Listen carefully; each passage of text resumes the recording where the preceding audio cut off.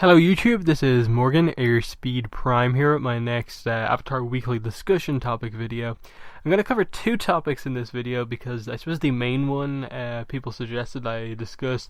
I don't really think I'll have a whole ton to say, so I'll include something extra. So the main topic here is going to be the gangs of Republic City, criminal underworld, but basically a focus on the different triads of Republic City. So we know of four, and potentially, that's all there is. Potentially there's, one or two others that we don't really know about just yet, but I think we can realistically say that there's somewhere between, four, I'd say maybe probably there is five, and then more we just don't know about. The ones we know about are the Triple Threat Triad, the Terra Triad, the Agni Kai Triad, and the Red Monsoon Triad. Now, one of these, of course, I think most people know about very clearly, and that is, of course, the Triple Threat Triads, because they're the ones who get the most focus in Korra, in that they're the first benders Korra fights in Republic City, with the guy, Viper, Two-Toed Ping, and the other guy. They're that's one of the first fights we see in the entire show, and it's against a triad, showing us that there is a problem with gangs and crime in Republic City. And then as the show progresses, they kind of become the most focus, in that Mako and Bolin have a little bit of a background being part of the Triple Threat Triad. Lightning Bolt Zolt, obviously, we meet. He's kind of their leader, at least was their leader. And then in the Korra video game and stuff like that, the triads also come back a little bit. They're the ones who kind of allied themselves with Hundun, mainly due to Hundun's powers kind of controlling people. And then in book two, of course, the Triple Threats are involved a little bit as well, in terms of the framing of Mako, him kind of hiring them, the kind of betrayal stuff that happens. So they're considered one of the more main ones. I'll come back to them in a minute. That's just a brief introduction to them. After that, I suppose the most important one would probably be the Agni Kai Triad. Now, this is a triad of all firebenders. As I said, I'll come back to the Agni Kais and the breakdown of why they are the way they are in a moment. But the Agni Kai is all firebenders in a triad. And the main things we know about these is that we know from Korra, a lot of the characters mention that stuff like, my parents were killed by firebenders. Realistically, as far as we're concerned, a lot of those killings, murders, happened because of the Agni Kai Triad. These firebender criminals who would do whatever they want to get what they wanted. The most notable one would be the death of Hiroshi's wife, who obviously is Asami's mother, and that they killed basically Yasuko, which is the name of Hiroshi's wife, Asami's mother. That was done by the Agni Kai Triad when they broke into the Sato family home. The only other real mention of them that we have, officially, I think by name, is Scoochie in episode 3 of Korra mentions that the Triple Threats, the Red Monsoons, and the Agni Kais are kind of building up to something, this big gang turf war in the city. And then we do see them again, though I don't really think they're mentioned all that much, but the Agni Kais are basically the ones who Varric hired to perform the bombing of the Southern Water Tribe Cultural Center during Book 2 of Korra, which obviously created that whole bomb plot. So Mako was investigating those guys as well. And, I suppose that's most of the information we have on the triads. It comes from the fact that Mako is kind of connected to them, initially by being part of them, but later obviously trying to catch them, and so he has a lot of kind of interactions with them initially. But for the most part, the Agni Kais, that's really all of the information that we get on them. And of course, the name is due to the traditional firebending duel, one-on-one duel, for honor kind of type thing, the Agni Kai. So it's kind of interesting that this criminal organization calls themselves this very honorable and traditional part of Fire Nation culture. But yeah, that's what they're about. Next one is the Red Monsoon Triad, and this is the waterbending triad. And I will say right now that we do not know for sure, but this could potentially be the kind of group of people that Yukon controlled, because obviously, at a certain point of his life, Yukon was basically the crime boss of Republic City, and if he obviously was as one of the most powerful waterbenders in the world at the time, it would make sense that he, who often wore Water Tribe clothes and stuff like that, it makes sense that he was the one who controlled this Water Tribe Triad. Now that is in nowhere in the show confirmed that Yukon has any involvement with the Triads, let alone really if he was the boss of a Triad himself. They just kind of call Yukon like a criminal mastermind and like a gangster. They don't really mention the word Triad around him, but it makes some sort of sense that, this is this Triad that kind of was initially the most powerful one, with Yukon, this really powerful waterbender, who fell from grace, effectively. So that's pretty interesting. Now, the name of the Red Monsoons is really interesting for the Water Tribe one, in that it doesn't really reference blue, it's red. Monsoon obviously makes sense, water, it's the kind of rainstorm type thing, really heavy rainstorm.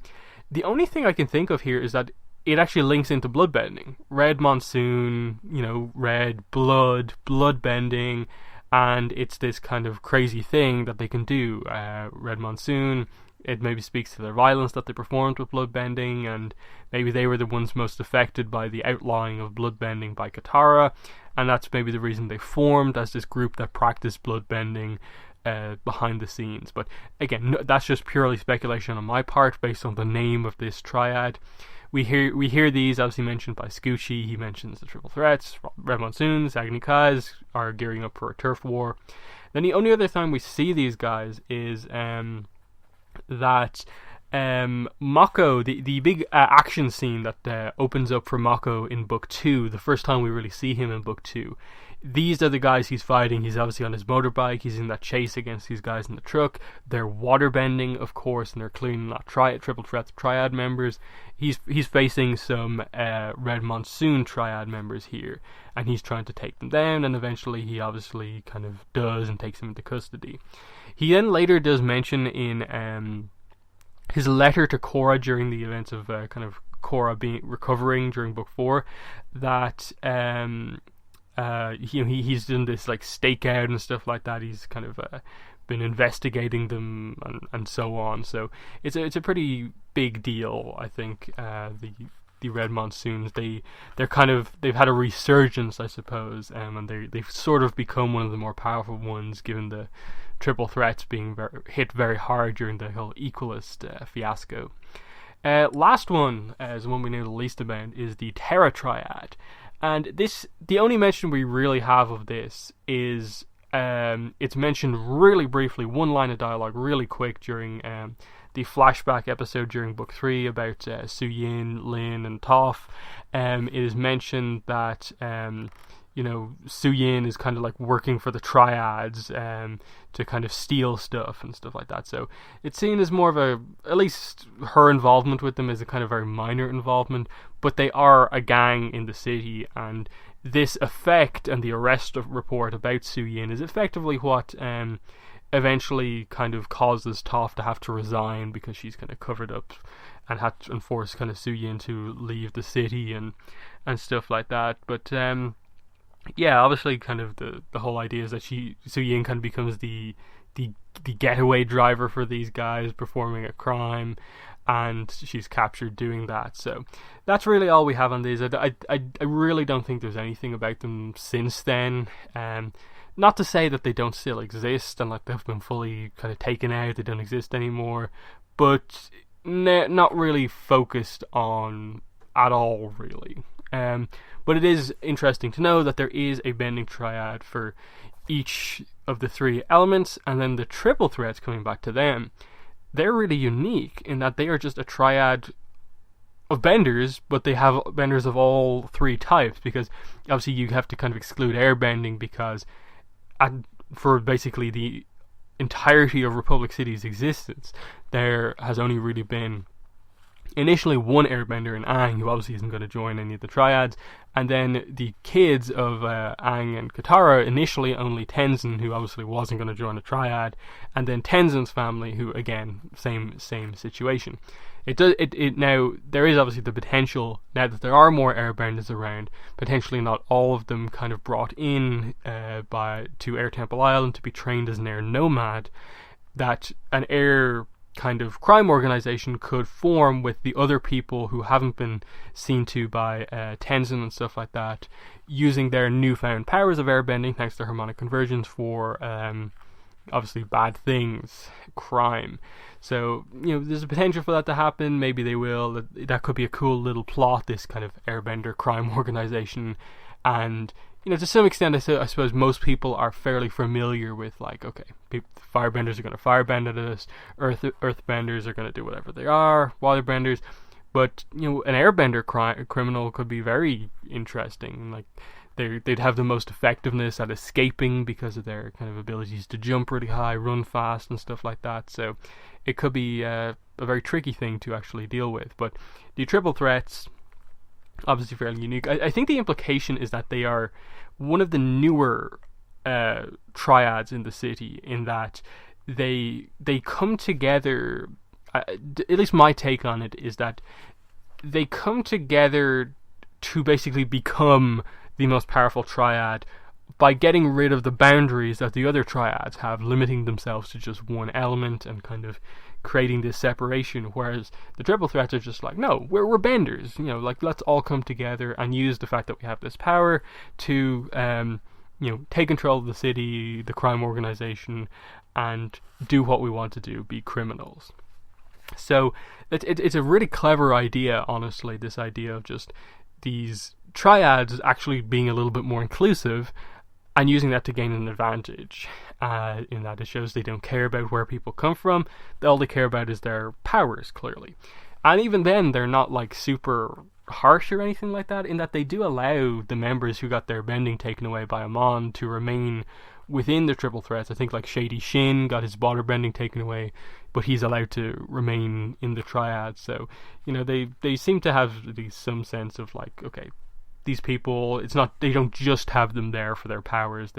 There's more to them than that. But yeah, and that's the kind of gist there with the triple threats. Now they obviously have the most involvement in things, and that Republic City hustle. These were the guys who were kind of extorting everyone, and they kind of were almost like forcing Mako and Bolin to join them to help fend for themselves, basically. Mako running some numbers for them, and Toza obviously is the one who saved Mako and Bolin from the triple threats, and he got out of being bribed to throw pro bending matches and stuff like that. So that gives you a sense of the sort of crime that they were doing. They're bribing people. Shady Shin especially is kind of known for that, just throwing money at people to get some more muscle for the turf wars and just to make more money. So you can see how powerful they were, and it definitely comes across that way, that at least during the start of Korra, the triple threat triad is the most powerful of the triads, in that the Equalists, to become the most powerful organization in the city, take out the triple threats first and foremost.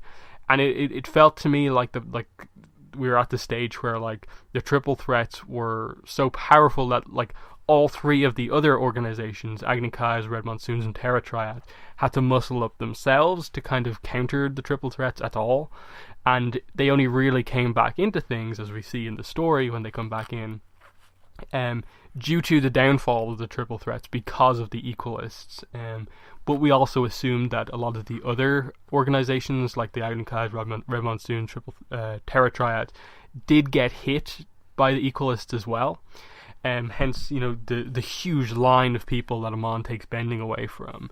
And so just what Amon did actually lowers the amount of crime happening in the city, because I think the implication is that any triads who got their bending taken away, Korra didn't give them their bending back because she knew they were criminals. But I'm sure there are certain criminals who just said, no, I've never been a criminal before, who were lying about it to get their bending back. But characters like Shady Shin didn't get his bending back.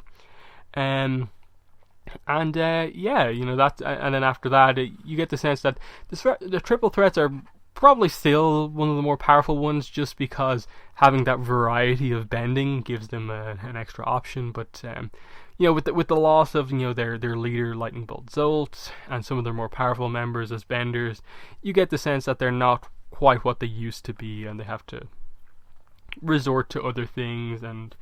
And it's at the point now where we haven't really got an update on what the situation is in the city with regards to crime. It's obviously still there, in that even up until book 4, Mako is still investigating triads and stuff like that. Like, as he's kind of going undercover, investigating stuff about the Red Monsoons. He talks about that. So, like, in the upcoming core comics, I would like an update on this. I'm not saying focus the entire book on the triads and what they're up to, but at least with Mako's side of that story, if he's getting one, make him heavily put him back into being a detective. Almost good to the point where I'd say have Lin put Mako as like head of investigation on the triads, and he's investigating them, and he's like going on about like, okay, the triple threats have fallen from grace, the Red Monsoons, they're the key threat right now, and the Terra Triads are coming back up. I'd like a little, just like one panel kind of big dialogue kind of thing from Mako, just explaining his take on the way the triads are at the moment in the city. Because I think we're due for an update, in that we don't know anything about the Terra Triads realistically. Red Monsoons are underdeveloped. I think that would be a good way to reveal if Yakone's gang potentially was in fact the Red Monsoons, or what. I think, like I said at the start, there's a lot that could lead you to believe that his organization was something different. It wasn't quite the Red Monsoons. It was just this other organization that he had. It wasn't quite the Red Monsoons. But again, I think the name fits with bloodbending, so it could be the case. We just don't know. The other thing I will mention here as well, while we're talking about crime in the city, is the Equalists, the Chi blockers. Obviously, in book 1, they are the main villains, but I think fundamentally they are kind of a non-bending triad. That's probably the best way to describe them. Like, all the others are like bending triads, but the Equalists are non-bending triad, but it's a huge organization, and they never really treat it as such, even though that very much is the case. In that the turf war, effectively what happens in book 1, is that before the gangs can go to war with each other over parts of the city, the Equalists just strike first and take out all of the benders involved and stop that turf war from even happening.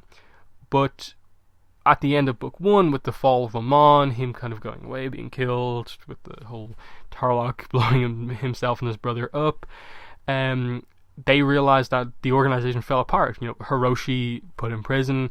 His power, which is supporting the organization, is gone. The lieutenant is assumed dead by Amon. Amon's gone. So all of the key leaders of the Equalist Chi blockers are gone. So when we get to stuff like the core video game, it makes complete sense that these people who still honestly believe that benders are against non-benders, and that campaigning for their version of equality, they still exist. Chi blockers still exist, even currently, as far as I'm aware, in the Avatar world. We just haven't focused on them in a while, because the core video game includes Chi blockers as one of the factions that Hundun gets to his side. He basically goes in, manipulates the leader of the Chi blockers, and he's in control of the Chi blockers for the entirety of the core video game, as well as the triad. So he basically just forms this huge, army basically of spirits, benders from the triads, non-benders with Chi blocking powers from the Equalists, and uses them as a way to try and take out the Avatar. The plot of the core video game is actually quite good. It's just it's presented in a kind of very poor way, but when you really think about it, it's a cool idea of what he's trying to do. But you do get the sense from the core video game that the Equalists have become more like a triad, in that we don't know a whole lot about them, we don't know how big they are. They're just as underground now, whereas in book 1 they were very, very much at the forefront of things. So that's the idea that I'm getting of them now. And obviously with the with Korra's victory against Houndoom and her defeat of a lot of the triple threats and the chi blockers once again, they're even lower. But obviously, in the aftermath, Korra being absent for a while in the city, but Mako investigating stuff, you get the sense that they're still around. All of these triads are still around. Given that we haven't heard about the Terra Triad, you would potentially question if they're still around. In that, stuff like Avatar Wiki seems to mention that, like, Scoochie mentioned all these gangs, but like the Terra Triad isn't mentioned by Scoochie, and I think the Avatar Wiki just assumes that the Terra Triad was included in the whole turf war thing. But just stuff like that. I do think they are all still around. It makes sense that there's still a firebending triad, still a waterbending triad, still an earthbending triad, plus the triple threats and the non-bender triad of the chi blockers, equalists, and potentially other organizations that we just don't know about. But I doubt. At that point, I think you really need that many crime organizations. But there probably are little groups in the city that make no sense to really cover all that much, because the focus, it makes sense to be on the triads. Now, the reason I think this is worth mentioning now, in addition to some of my predictions about, like, I hope Mako becomes focused more on with regards to crime in the city, they come back to that a little bit, is also because I think the spirit portal now being in the middle of Republic City adds an extra layer to the kind of whole crime scene in Republic City, in that we could potentially see like a spiritual triad of these people who commit crimes and then hide in like the spirit world. And then obviously most people in terms of in law enforcement in the Avatar world would have no experience of what the spirit world is like, so pursuing them in there is like super dangerous, which could call for like the formation of a spiritual kind of part of the Republic City police force, and the need for characters like Jinora to like help people become more spiritual, to understand the spirit world and understand how to capture criminals who potentially go in there. Just in general, how the leaders of Republic City deal with there being a portal there, and did they just allow people to walk in? Do they have to kind of create a kind of building around it that like they just allow people in after like whatever they want to do, do they make it kind of, you have to buy a ticket to go into the spirit world, or is it just for the safety of the people, you have to be escorted into the spirit world if you want to visit the spirit world, or are only important people allowed in, like a Korra, like a Jinora, who are very spiritual people and can show it with their powers. But I can see some sort of a crime plot involving the spirit world potentially being an interesting thing to do.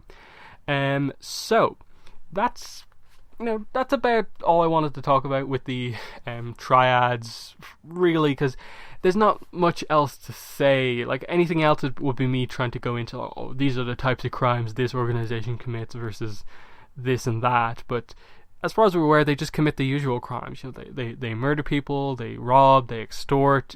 That's all the sort of crimes all of the triads commit.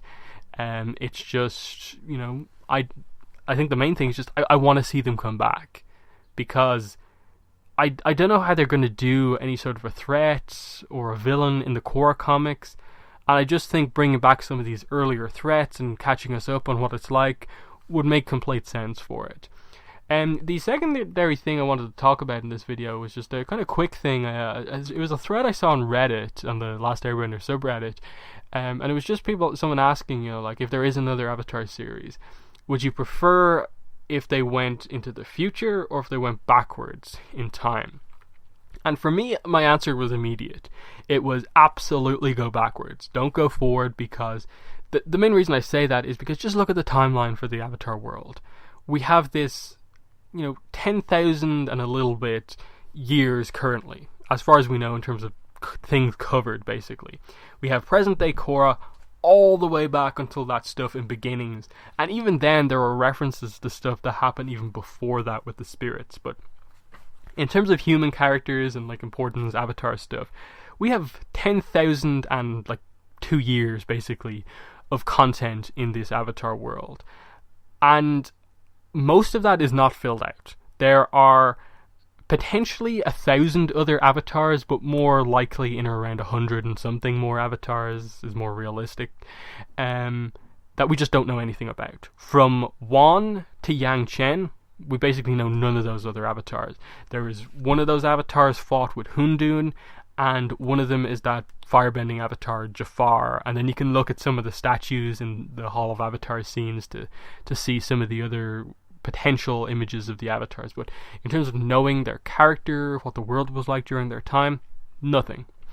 And the interesting thing about, like, especially the early avatars after Wan is that, like, say the second avatar, that's a really interesting story to tell with regards to, like, him just being born and being the avatar from the start, and Rava kind of having to explain to him that, look, you're a reincarnation of Wan, the first avatar, who was the person who did this. You have to continue that on now, and you have to master these elements, because the next one in the cycle after Wan is going to be an air avatar. And at the time point when the next avatar would be born, the world will be at war, because Wan died during a war between humans. So that child will be born into a world at war, though his own culture, the airbender culture, wouldn't be at war, because as far as we're aware, they weren't involved in that war between humans. So that would be a cool story of just like this person from a peaceful group trying to bring peace to the rest of the world, and also having to learn the element of all of these nations that are not very friendly, I suppose, with other people at this point in time. How would that work? The second avatar would effectively be a similar story to Aang. That it's an air avatar coming into things while the world is already at war, and having a really tough time because of the fact that in Aang's case, he was away for 100 years and is very young. In this avatar's case, he also doesn't have a lot of time to spare and would have to just adapt to being like the first avatar after the avatar has become a thing, and just the amount of catching up he'd have to do. But he would have Wan, I suppose, coming in to guide him a little bit as part of the avatar state, avatar spirit. So that seems really cool to me. And then just the avatars after that, like, you could follow in terms of how the avatar goes from just being this reincarnation cycle of this one person and continuation, so the avatar is always reborn. How does that go from that to being this thing that everyone knows about? Everyone knows the concept of the avatar, and there's an organization about it that each of the nations agree that, like, okay, the avatar will come here next to train in this element, this will be their teacher, then it'll move on here, then here, then here. That's the sort of stuff that I'd like to see. Just how does the kind of organization of the training of the avatar kind of come to be a thing? And then, because you have 100 other avatars at least, you could tell any story from any time period, any amount of technology involved in the avatar world, any sort of villain really, and any element of an avatar, and just cover everything you want. You can reference places that we know of now in the avatar world, but see them much earlier on. Whereas I think the problem with going forward is that people did have some issues with the amount of technology and the focus it had in Korra. So a lot of people would kind of be against the idea of going even further forward, where the technology is going to be that much closer to modern day. In that, realistically, like, in Avatar, they're getting to the stage now where they have pretty decent electrical stuff. They're getting to the stage now where they're probably going to have, like TVs, screens and stuff like that. And that's only a step away from, computers and internet and stuff like that. And I don't know if we're quite ready for that yet in the Avatar world. As much as I'd like to see that eventually approached, I think you have to fill in the backstory first before you go that much forward and deal with the obvious, technology modernization versus the ancient arts of bending plot, which you would inevitably get, purely for just the way the timeline of the Avatar world looks right now. Fill in more of those gaps, please. And that's absolutely something that needs to be done. I think you could potentially do a story about one of the avatars that the Line Turtles comes to visit at another time, and potentially use that as a way to give us the story of the Line Turtles and what they were about at a base level, and delve into that as our kind of beginnings for this next series, if there is one. But I'm pretty much going to end the video there. The focus, of course, I said, as I said before, was on the Triads, and I just added this in as a little extra bonus topic. But in the comments, let me know your thoughts on the bending triads and the non-bending triad of the equalist, basically. In the comments, your thoughts on the timeline, if there is another Avatar series, should it go forward or backwards? And definitely continue to recommend future discussion topics that I should do in this series of videos. So yeah, other than that, that's been the video. Thanks for watching, and bye.